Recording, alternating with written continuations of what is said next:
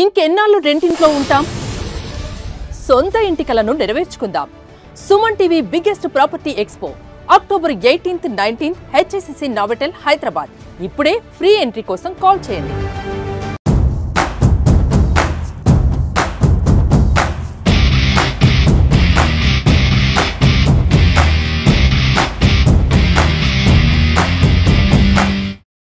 ప్రతి ఇంటికి సంక్షేమ కార్యక్రమం అందుతూ ఉండడం గాని, వీటితో పాటు ఈవేళ రాజధాని నిర్మాణం, మరొక పక్క పోలవరం నిర్మాణం, మరొక పక్క పరిశ్రమలు, పారిశ్రామికవేత్తలు పెద్ద ఎత్తున రాష్ట్రానికి తీసుకొచ్చి 20 లక్షల ఉద్యోగ అవకాశాలు ఇస్తూ ఉపాధి అవకాశాలను మెరుగుపరచడం. ఈ రకంగా సంక్షేమం అభివృద్ధే కాదు, ఈవేళ వీటన్నిటికీ మించి ఈవేళ ఒక ప్రాధాన్యత. ఎందుకంటే దేశ చరిత్రలో ఎప్పుడు కూడా ధరలు పెరుగుతూ ఉండడాన్నే ఈరోజు ప్రజలు గమనించారు.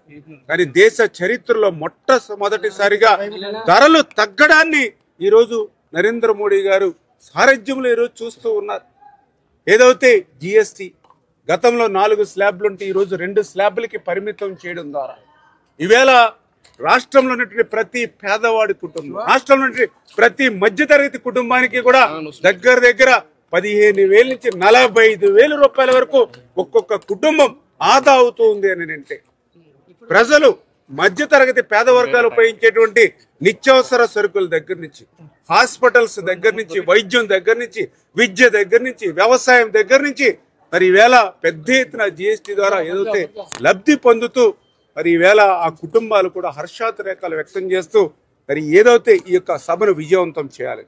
అందులోనూ కూడా ఈవేళ దేశంలో మొట్టమొదటిసారిగా మరి నరేంద్ర మోడీ గారి యొక్క సూపర్ జిఎస్టీ సూపర్ సక్సెస్ మరి కర్నూలులో మరి ఈ యొక్క మీటింగ్ని ఏర్పాటు చేసుకోవడానికి కారణం, ఎందుకంటే మొదటి నుంచి కూడా తెలుగుదేశం పార్టీకి రాయలసీమ అంటే ఒక ప్రాధాన్యత. ఆ రోజు అన్న ఎన్టీఆర్ గారి దగ్గర నుంచి, ఎందుకంటే ఆ రోజు మీరందరూ చూశారు, ఒక తెలుగు గంగ, ఒక గాలేరు నగరి, ఒక హంద్రీనివా. మరి ఈరోజు చంద్రబాబు నాయుడు గారు కూడా ఒక ఏదైతే ఒక ఇండస్ట్రియల్ హబ్గా కానీ, ఒక డ్రోన్ హబ్గా కానీ, ఏ రకంగా అయితే రాయలసీమ మీద ఏదైతే తెలుగుదేశం పార్టీకి ప్రాధాన్యత ఏదైతే ఉందో, అదేవిధంగా భారతీయ జనతా పార్టీ కూడా ఒక రాయలసీమ డిక్లరేషన్ అంటూ వెనకబడినటువంటి యొక్క రాయలసీమను అభివృద్ధి పదంలో నడపాలనేటువంటి భారతీయ జనతా పార్టీ యొక్క ఆలోచన కానీ, జనసేన పవన్ కళ్యాణ్ గారు ఏదైతే యొక్క రాయలసీమను ఒక రతనాల సీమగా మళ్ళీ మార్చాలి, తీర్చిదిద్దాలనేటువంటి ఏదైతే తెలుగుదేశం, జనసేన, బీజేపీ ఈ రాయలసీమ ప్రాంతానికి ఇచ్చేటువంటి ప్రాధాన్యతను దృష్టిలో పెట్టుకునే దేశంలో ఈ యొక్క ఆంధ్రప్రదేశ్ రాష్ట్రానికి ఇచ్చినటువంటి అవకాశాన్ని ఈ రాయలసీమలో ఈ సభను ఈవేళ ఇంత ఘనంగా మరి నిర్వహిస్తున్నాము.